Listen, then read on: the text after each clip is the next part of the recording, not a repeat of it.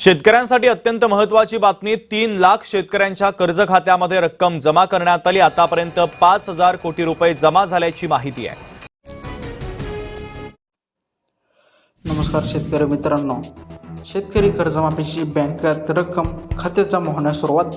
राज्यातील पात्र शेतकऱ्यांच्या बँक खात्यामध्ये कर्जमाफीचे पैसे थेट जमा होण्यास सुरुवात झाली असून शेतकऱ्यांना मोबाईलवर तसेच मेसेज येत आहेत। शासनाने मंजूर केलेली रक्कम बँकेमार्फत थेट लाभार्थ्यांच्या खात्यावरती वर्ग केली जात आहे। यामुळे अनेक दिवसांपासून कर्जमुक्तीच्या प्रतीक्षेत असलेल्या शेतकऱ्यांना मोठा आर्थिक दिलासा मिळालेला आहे। परभणीसह राज्यातील आणखी 20 जिल्ह्यात थेट अनुदान वाटप। परभणी जिल्ह्यातील शेतकऱ्यांपाठोपाठ राज्यातील इतर 20 जिल्ह्यांमध्ये शेतकऱ्यांच्या खात्यात विविध योजनेचे अनुदान जमा होत आहे। खरीप हंगामातील शेती कामे, खते व बियाणांच्या खर्चासाठी हा निधी थेट शेतकऱ्यांच्या हाती पोहोचवला जात आहे। या थेट आर्थिक मदतीमुळे अडचणीत सापडलेल्या शेतकऱ्यांना शेती कामासाठी मोठा हातभार लागणार आहे। पात्र शेतकऱ्यांच्या खात्यात पुढील 48 तासात कर्जमाफीची रक्कम जमा होणार। कर्जमुक्तीच्या पात्र ठरलेल्या शेतकऱ्यांच्या बँक खात्यावरती पुढील 48 तासात रक्कम थेट वर्ग केली जाणार आहे, अशी माहिती देण्यात आली आहे।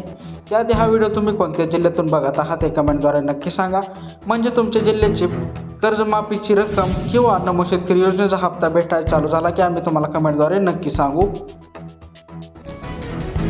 13 लाख पात्र शेतकऱ्यांच्या खात्यावरती कर्जमुक्तीचे वर्ग करण्यास सुरुवात। कर्जमुक्तीसाठी पात्र ठरलेल्या राज्यातील तब्बल 13 लाख शेतकऱ्यांच्या बँक खात्यावर रक्कम जमा करण्याची प्रक्रिया वेगाने सुरू झाली आहे। पात्रतेचे सर्व निकष पूर्ण केलेल्या शेतकऱ्यांची यादी बँकांकडे वर्ग करण्यात आली आहे। यामुळे लाखो शेतकरी बँकेच्या थकबाकीच्या बोजातून मुक्त होऊन आगामी हंगामासाठी नवीन पीक कर्जास पात्र ठरणार आहेत। नमो शेतकरी महासन्मान निधीचा 4,000 रुपयांचा हप्ता जमा होण्याची शक्यता। तिजोरीवरील आर्थिक तणावामुळे रखडलेला नमो शेतकरी महासन्मान निधी योजनेचा पुढील हप्ता लवकरच जमा होण्याची शक्यता आहे। शासन स्तरावर निधीचे नियोजन सुरू असून सणांच्या मुहूर्तावर हा लाभ थेट शेतकऱ्यांच्या खात्यात दिला जाणार आहे। या निर्णयामुळे राज्यातील लाखो अल्पभूधारक शेतकऱ्यांना खते आणि बियाणे खरेदीसाठी चांगला हातभार लागणार आहे।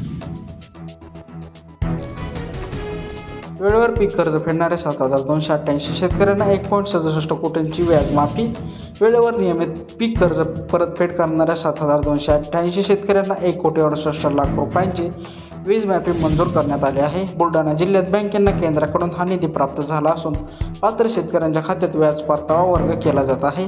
प्रामाणिकपणे कर्ज फेडणाऱ्या बळीराजाला या निर्णयामुळे मोठा आर्थिक लाभ आणि प्रोत्साहन मिळालेला आहे। पूर्णा तालुक्यात 21,922 शेतकऱ्यांच्या खात्यात अन्नधान्याऐवजी 1.11 कोटी थेट जमा। परभणीच्या पूर्णा तालुक्यात रेशन लाभार्थ्यांना धान्याऐवजी डीबीटी प्रणालीद्वारे थेट 1,11,00,000 रुपये रोख स्वरूपात वितरित करण्यात आले आहे। लाभार्थ्यांच्या बँक खात्यात थेट पैसा जमा झाल्याने त्यांना गरजेनुसार थेट अन्नधान्य खरेदी करण्याचे स्वातंत्र्य मिळालेले आहे। या थेट रोख हस्तांतरणामुळे रेशन व्यवस्थेतील गैरप्रकारांना आळा बसून गरजू शेतकरी कुटुंबांपर्यंत पूर्ण मदत पोहोचलेली आहे। धान उत्पादक शेतकऱ्यांना लवकरच मिळणार थेट बोनस। राज्यातील भात उत्पादक शेतकऱ्यांना सरकारकडून लवकरच बोनस दिला जाणार आहे, अशी महत्त्वपूर्ण ग्वाही खासदार यांनी दिली आहे। गेल्या हंगामात धानाला कमी भाव मिळालेल्यामुळे शेतकरी आर्थिक अडचणीत सापडले होते। हा बोनस थेट बँक खात्यावर वर्ग केला जाणार असल्याने पूर्व विदर्भातील धान उत्पादक शेतकऱ्यांना मोठा फायदा होणार आहे। गोवर्धन योजनेतून शेणापासून कमाईसाठी 23,731 कोटींची तरतूद। ग्रामीण भागातील जैविक कचरा व बायोगॅस प्रकल्पांना गती देण्यासाठी शासनाने 23,731 कोटी रुपयांची मोठी तरतूद केली आहे। शेतकऱ्यांना शेणापासून बायोगॅस व खत निर्मितीसाठी थेट सरकारी अनुदान व उत्पन्नाची संधी मिळणार आहे। यामुळे शेतीतील घरगुती गॅस व खतांचा खर्च वाचवून शेतीतील अतिरिक्त कमाई करू शकणार आहे। प्रधानमंत्री ग्रामीण आवास घरकुल योजनेसाठी 31.67 कोटींचा अतिरिक्त निधी। ग्रामीण भागातील घरकुल लाभार्थ्यांसाठी राज्य सरकारने 31.67 कोटी रुपयांचा अतिरिक्त निधी मंजूर केला आहे। निधी वितरणात प्रत्यक्ष मंजुरी मिळालेल्यामुळे ग्रामीण भागात रखडलेल्या घरांच्या बांधकामांसाठी आता वेग येणार आहे। या निर्णयामुळे स्वतःच्या पक्क्या घराचे स्वप्न बांधणारे गरीब शेतकरी व शेतमजूर कुटुंबांना मोठा आधार मिळालेला आहे। अतिवृष्टी नुकसानग्रस्तांना तातडीने 10,000 रुपये सानुग्रह अनुदान देण्याची मागणी। अतिवृष्टीमुळे उद्ध्वस्त झालेल्या शेतकऱ्यांना कुटुंबांना कोणत्याही जाचेची अट न ठेवता तात्काळ 10,000 रुपयांचे सानुग्रह अनुदान द्यावे अशी मागणी करण्यात आली आहे। मार्क्सवादी कम्युनिस्ट पक्षासह अनेक शेतकरी संघटनांनी यासाठी प्रशासनाला अधिकृत निवेदने दिली आहेत. नुकसानग्रस्त भागास सरसकट पंचनामे करून शेतकऱ्यांना तातडीने मदत न दिल्यास तीव्र आंदोलनाचा इशारा देण्यात आला आहे. शेतकरी कर्जमाफी योजनेची ई-केवायसी पूर्णपणे मोफत. शेतकरी कर्जमाफी योजनेचा लाभ घेण्यासाठी आवश्यक असणारी ई-केवायसी प्रमाणीकरण प्रक्रिया शेतकऱ्यांसाठी पूर्णपणे मोफत ठेवण्यात आली आहे. सेवा केंद्रावर शेतकऱ्यांकडून कोणत्याही प्रकारचे अतिरिक्त शुल्क आकारले जाऊ नये असे स्पष्ट निर्देश प्रशासनाने दिले आहेत. शेतकऱ्यांनी वेळेत आपले बायोमेट्रिक किंवा OTP प्रमाणीकरण पूर्ण करून कर्जमाफीचा मार्ग मोकळा करावा अशी मागणी केलेली आहे. जनावरांचा साठा. नवीन पशुधन विमा योजना. सरकार भरणार 85% हप्ता. राज्यात नवीन पशुधन विमा योजना सुरू करण्यात आली असून केंद्र व राज्य सरकार मिळून 85% विमा हप्ता भरणार आहेत. शेतकऱ्यांना आपल्या जनावरांचे संरक्षण करण्यासाठी केवळ 15% एवढाच नाममात्र हप्ता स्वतः भरावा लागणार आहे. नैसर्गिक आपत्ती किंवा आजारामुळे जनावरांचा मृत्यू झाल्यास पशुपालक शेतकऱ्यांचे होणारे मोठे नुकसान टाळणार आहे. हळदीच्या दरात एका दिवसात 1000 रुपयांची मोठी घसरण. हळदीच्या बाजारभावातील तेजीला अचानक ब्रेक लागला असून एकाच दिवसात क्विंटल मागे 500 ते 1000 रुपयांची घसरण झाली आहे. सध्या बाजारात हळदीला 15,000 ते 16,500 रुपये प्रति क्विंटल असा दर मिळत आहे. अचानक भाव कोसळल्यामुळे हळद उत्पादक शेतकऱ्यांमध्ये चिंतेचे वातावरण निर्माण झाले आहे. पीक विमा अर्ज भरण्यास मराठवाड्यात नांदेड जिल्हा अव्वल. खरीप पीक विमा भरण्यास मुदतीनंतरही मराठवाड्यात 1,22,000 शेतकऱ्यांनी नवीन भर पडली असून नांदेड जिल्हा आघाडीवर आहे.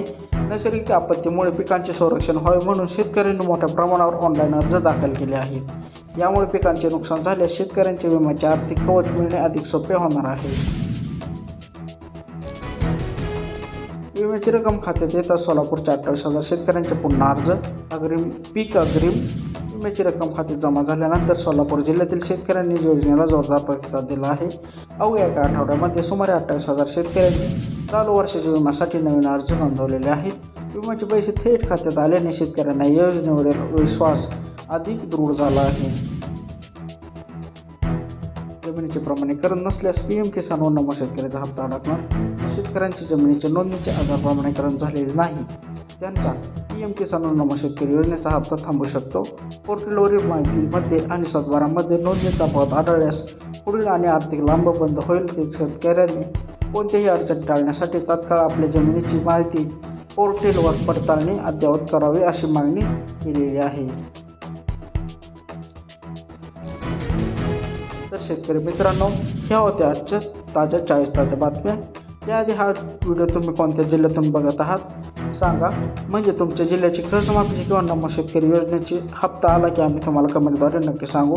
तसेच चॅनलवर जर नवीन आला असाल तर चॅनलला सबस्क्राईब करायला विसरू नका. तसेच ह्या बातम्या जास्तीत जास्त शेतकरी मित्रांपर्यंत नक्की शेअर करा, म्हणजे त्यांनासुद्धा पुढील योजनेच्या हप्त्याबाबत माहिती कळेल. तर भेटू पुढच्या व्हिडिओमध्ये. धन्यवाद.